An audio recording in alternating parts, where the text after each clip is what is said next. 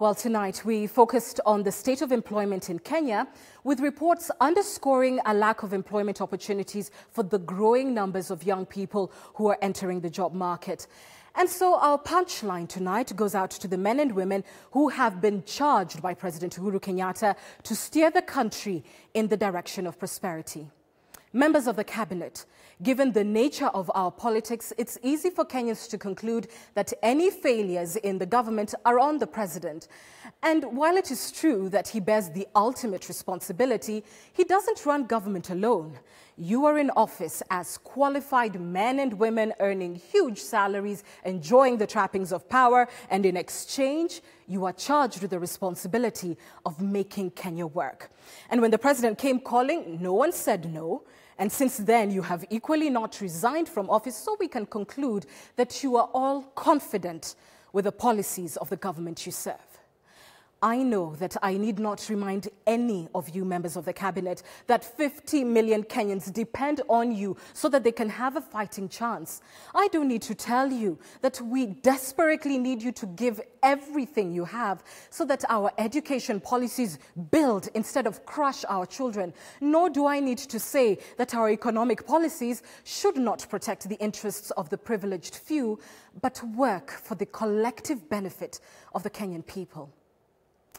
We reached out to the Treasury to, specifically address the matter of employment and the economy, but they declined our request. However, we will still speak specifically to the leadership and to the rank and file of the Treasury Department.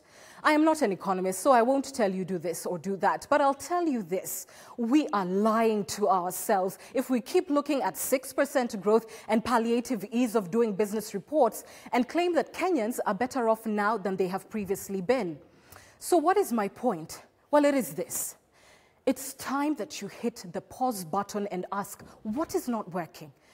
Is it time to try a different approach? Is it time to reach out widely to the rich resource of economic minds in this country and consider whether Kenya needs another plan, one that will yield speedy results and make it easier for millions to make the most of economic opportunities and to lift themselves from poverty through their hard work?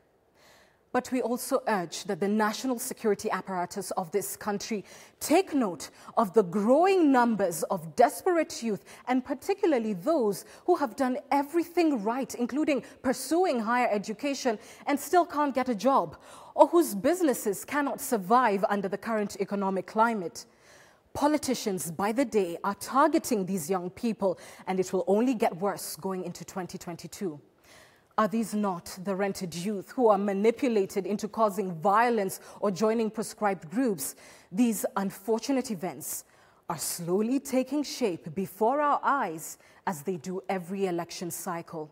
At least two formations are now specifically positioning their 2022 campaigns as a battle between those who have and those who don't, now failing to resolve the jobs question, and the economic desperation that many Kenyans find themselves in is a recipe for disaster. But hey, what do I know? I'm just a journalist.